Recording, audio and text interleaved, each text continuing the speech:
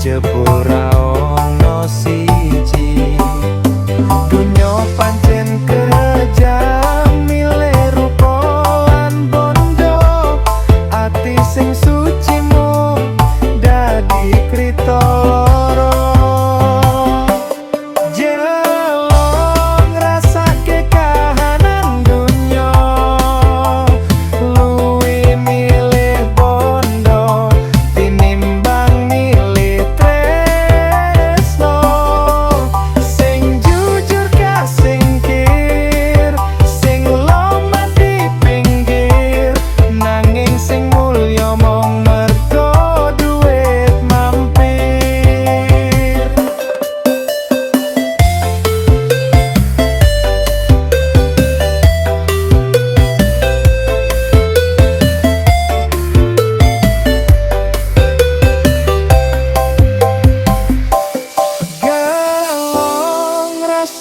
kahanan dunya, luwih milih bondo tinimbang milih tresno.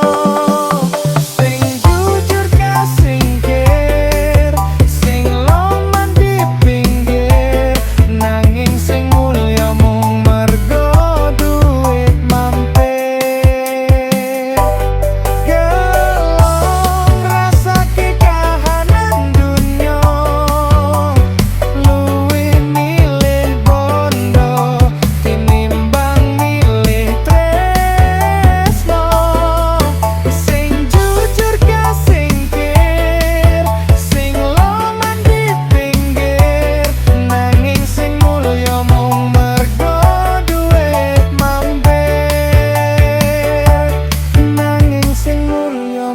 Mergo duit mampir.